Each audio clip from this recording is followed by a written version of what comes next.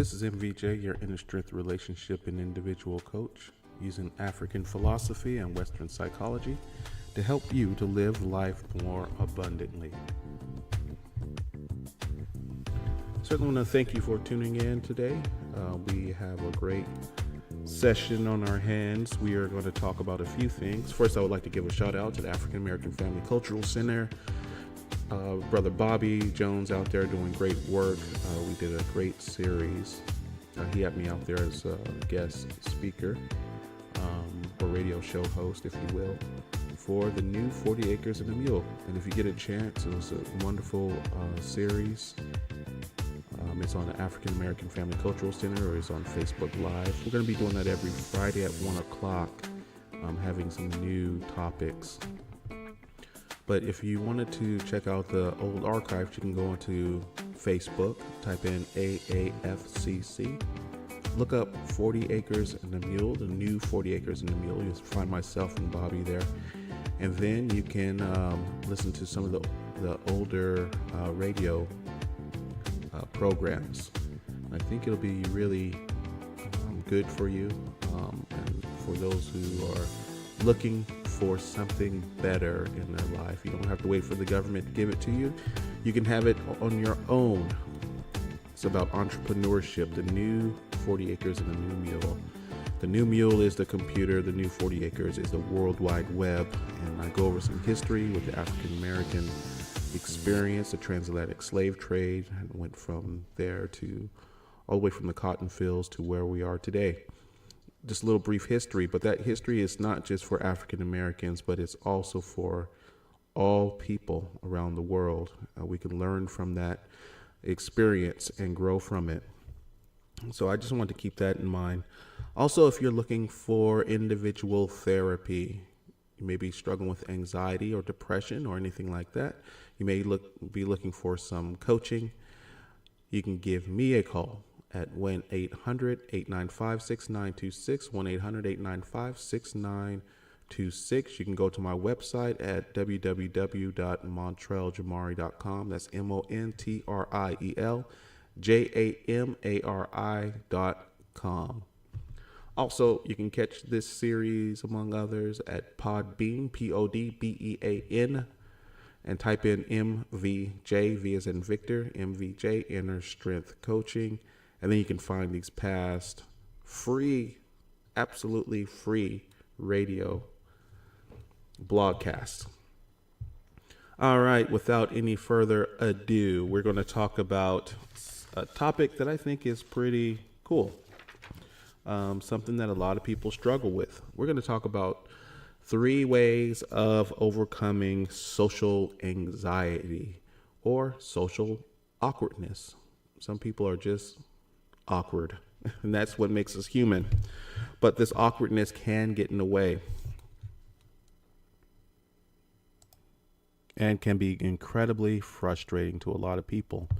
So what we're going to do is we're going to talk about 3 ways of overcoming social anxiety. And this by no means is comprehensive. This is just few ways of overcoming some of the social awkwardness that a lot of people experience. You are not unique, for one. You are not someone that is an outlier.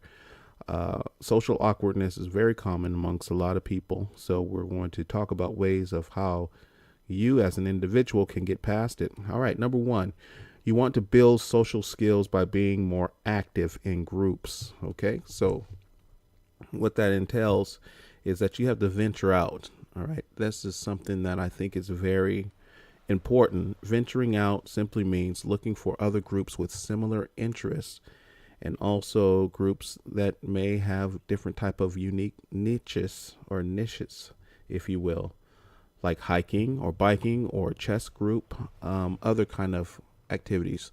You may find things that are quote unquote nerdy and things that you feel are kind of just unique to yourself, but there's a whole big group out there that like nerdy things. I myself am, I will look at, can nerd out on different types of things on YouTube, such as a Tetris competition, something that is completely weird to a lot of people. but a lot of folks really are into that. I like Jeopardy. So there's groups out there that will cater to some of the odd things that you may like. There's other kinds of groups out there, and so one of the things that I found that was really helpful was a Chico meetup group. It's another really great outlet. So if you just type that in, Chico Meetup, or wherever you're at, Orville Meetup, these groups have, there's almost, I think, about 500 different groups out there with all these great, wonderful people that may be struggling with some social anxiety or social awkwardness, but they've decided to get together and meet up. And so one of the groups that I have attended is with Chiffon. If she's out there, I'm giving her a shout out. But she has a great group. It's a coffee group here in Chico. And these are some other wonderful people with different types of talents and all kinds of different kinds of backgrounds. And nobody's put on the spot. You don't have to do a speech or anything like that. But you can go out and meet these people. And they have all these different types of fun events that they do. So number one is building your social skills by being active in groups. And I can't stress that enough. All right. So we don't want to get in the habit of doing the same thing over and over again by being a social hermit, if you will. And a lot of people struggle with not wanting to go out of the door or for whatever type of reason, So these are the things that are really helpful in getting you out and to be a little bit more socially active. There's a lot of groups out there. Okay, there's another dance group that I attend. It's the West Coast Swing. Met tons and tons of people from around the world. I can't tell you how many people I met and made friends with. Gosh, folks from Korea, from England, Saudi Arabia, all over the world. And they recognize me when I see them, and we have a great time dancing at these different conventions. So there's all kinds of different things out there, and it just keeps adding to who you are as a person. This is what's helping you with making these type of life special things in your life, where you can look back on and see where you have traveled and where you have been and the people that you have met. And then you're not looking back in regret that you should have done these things. So starting off with these groups is very important. It's going to help you to hone in some of your skills in talking to people and making eye contact and picking up on certain social cues that you otherwise would not pick up on if you're by yourself. Okay, so part of the thing that is really important is to do that. And there was a doctor in psychology, Albert Ellis, that ventured out to, he wanted to meet a woman. And so he went out and asked out, and this is way back in the 60s. So times have changed, of course. But the whole idea is that he went out and he ventured to talk to over 100 women and ask them out on a date. And he was really socially awkward, very shy person. And I think he had 2 yeses out of 100. But the idea behind it was that he did something that was different and unique to him, and he learned a whole lot about himself to build up that confidence. Now, I'm not saying that's your answer, but certainly venturing outside of your social comfort zone, if you will help you to hone in a lot more social skills. All right, number 2, we want to practice doing the opposite. And this kind of ties into number 1, but if you are accustomed to doing the same thing over and over again, you want to try to break out of your routine. Like, think about going out to the gym, joining the gym membership or joining a swim team, things that you otherwise would not do, or you think it's a waste of time. Number 1, you're really helping, you're working on your health when you are joining the gym. You're feeling better about yourself. You're building up confidence, and then you're meeting people in the gym. You'll be surprised how many people, how many new folks that you can meet out there that are doing some great, wonderful things that may click with you. And you have to keep working on those things. You have to not break that eye contact when someone is um, smiling at you, or somebody is wanting to reach out with you socially. It's really working on keeping eye contact in an appropriate manner. What I mean by that, there's a kind of like this magic moment, if you will, or a point where it doesn't become awkward. You don't want that awkwardness to happen. You want to fill that awkward space with communication. If someone is talking to you or somebody is wanting to talk to you, just saying hi is a big part of that. And then asking them where they're from, or or if they're asking you where you're from, just keep that conversation very light. You don't have to go deep. But the thing is that you don't want those social awkwardness. You don't want that awkwardness to happen within that conversation. But when you're keeping eye contact with the person, or that person makes eye contact with you from across the room or something like that, you can smile or wave or whatever, but not venturing out to not break that eye contact, because a lot of people will either look away or look down. Look at that person, smile, and then just casually wave.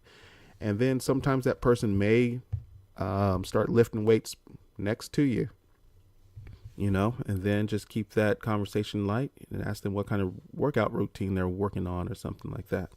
And this goes for anywhere. It can be in a grocery store. It can be even at these social groups, not backing yourself out into a corner because you found in your life that doing that wasn't working for you. So you want to practice doing the opposite that you are accustomed to. Number 3, you want to challenge yourself to talk to more people. Okay, so this is kind of tying into number 1 and kind of tying into number 2. But you're challenging yourself, just like what Dr. Ellis did. I think his theory was rational behavioral therapy. Little bit different than what I'm accustomed to, or what I kind of believe in, and more or less of. I like Carl Rogers, where he's he kind of kicks back and he listens to the person. He sees the whole person. Albert Ellis is more looking at the rational side of how the brain works. But anyhow, what he challenged himself to do was getting out of this habit of thinking, of this spiral thinking, of or downward spiral thinking, and doing the opposite of what he had already believed about himself. Because a lot of times people don't see you the same way that you see you.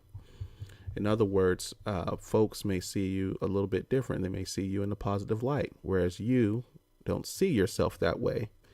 What is it about you that is getting in the way of you making good efforts of seeing yourself more positively? All right. So you have to challenge those thoughts, challenge the way that you see yourself. Now, if you're struggling with being overweight or something like that, give yourself a challenge, or meet with people who are challenging themselves to lose weight. Right. And it'll help you with your confidence. I'm not saying that's the easiest thing, especially as you get older. It's very difficult. It's one of my challenges that I'm currently working on now, is to keep trim, losing weight, and also eating a healthy diet. So one of the things that I'm trying to do is meet with folks that are eating more healthy, or people who are experts around it. One of my friends now, she's really helping me with that aspect of my life, and I really appreciate that. So we'll go into the grocery store and look at things that are, healthy, and things that are not so healthy. Just shopping in the aisle that is a quote unquote organic aisle doesn't mean that everything in there is healthy, right? Or good for you. So meeting with people who have that expert knowledge, who are able to see you as a person, not as a thing, or just kind of shoving pills down your throat to help you lose weight. And it's not the direction that we're looking at, or trying to sell you something, but someone that truly cares about your health. So surrounding yourself about experts who are in that. And again, like I mentioned before, having a good coach around is always a positive thing, right? This is part of that gym membership. We have this physical side of ourselves, and we also have the psychological side of ourselves. We need someone to help, and that goes from the top down. I mean, even the best psychologist would have people to bounce certain ideas off of, or certain struggles that they're going through. They need that. All right. So when you're challenging yourselves to, actually that's part of our ethical requirement as a therapist, that we seek out help when we're struggling with certain things, and even when we're not struggling with certain things. We just need that maintenance, that mental health maintenance that happens, or that's needful for us. So one of the challenges that we have to do is do the opposite of the thing that we have always done, that has not gotten, I don't know if this is good English, hasn't put us in a good position to further ourselves in life. Okay, we want to do the opposite. All right, so that if that means going to the grocery store, and when you're making eye contact with someone, that you could be attracted to that person could be attracted to you, making small talk. And that's the other thing that we want to be aware of, is being the master at small talk. That is so important. Okay, the master at small talk. So there are certain, and I might just put this in another blogcast, but there's certain type of communications that we do unconsciously as human beings. There's certain eye twitches, or certain looks that we have, or there's certain habits that the males have, and certain habits that the female they have, just as a species. For us to that we communicate unconsciously, and when you are understanding of these like small social cues about each other, it makes you that much more better as a person to communicate with someone that's in front of you. All right. So we want to be the master of small talk. We want to understand little small social cues, little nonverbal cues that people give off all the time, even when they're not aware of it.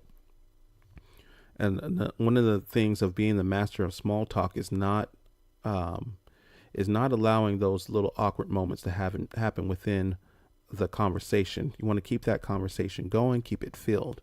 All right. So this is going to help you out with that social awkwardness, because a lot of times people will just stop and not respond back to what the person is saying, or as that person is talking. They don't know how to fill space. Okay. And also we want to allow the person to speak. That's another big thing. We want to allow that person, give that person space to talk. Okay. We don't want to be overbearing in our conversation and talk all about ourselves and not know anything about that person. It can come across as being very selfish, okay, or arrogant, when you don't really mean to be that way. Okay. So instead, listen to that person. Probably about 80-20. That's what a lot of people say. 80% them, 20% you, as you're giving this, as you're interacting with the person, especially when you're seeking to date someone. You want them to do most of the talking, and then listening, and then gathering more information about that person. Okay. And then when they're asking you about yourself, then you can give off some information that you think is really unique to you. All right. Now, this is something that really has to be honed in a little bit more when you're talking about dating someone versus just being social with other people. So kind of two separate things, but they do relate to each other. All right. So those are the three things that I think is going to help you with the social awkwardness. I may do another series on this because as I'm thinking about it and looking at some of my notes here and just thinking off the top of my head, I think there's a lot more that kind of goes into it that people struggle with. So number one, building up social skills by being active in groups like Chico Meetup Group. There's different kinds of coffee groups, hiking, biking, chess, all kinds of different things. Number two is practice doing the opposite of what you're accustomed to. In other words, breaking out of routines. Instead of Saturday morning spending time in bed or in the house, go out to the farmer's market or go for a walk downtown, take your bike out, things like that. And this will help you to meet other people that are out there, both in both cases. Number 3 is challenge yourself to talk to more people, just like Dr. Albert Ellis did. So if you know that you're pretty shy, you want to challenge yourself. Do the opposite of what that voice is telling you not to do. Okay, so if that voice is telling you to just go back home where you're comfortable, challenge that voice and stay there, and then talk to people. All right, even if it's small talk, it may be awkward, may be weird, but that's how you learn. Okay, and know that there's other people out there that are like yourself. You're not the only one that suffers from social anxiety or social quote unquote awkwardness. Okay, but we have to practice these skills in order for us to be a master at that. And that was the other part of number 3 of challenging yourself to talk to more people, is being the master of small talk and looking at the person in the eyes and knowing how to break silence in a way. When you start to get to know that person, silence is a good thing. But as you're getting to know that person, you want to be able to manage that silence in the conversation and fill those spaces with some healthy communication between the both of you. All right. I hope this helps you out. If you have any type of questions, you can leave them in the comment section. Once again, this is MVJ, your inner strength relationship and individual coach, licensed marriage and family therapist, helping you to live life more abundantly. This is part of the Uhusani Watu Swahili, meaning the big village, the greater good. Go out there and be well. Till we meet again, my friends. Thank you very much for tuning in.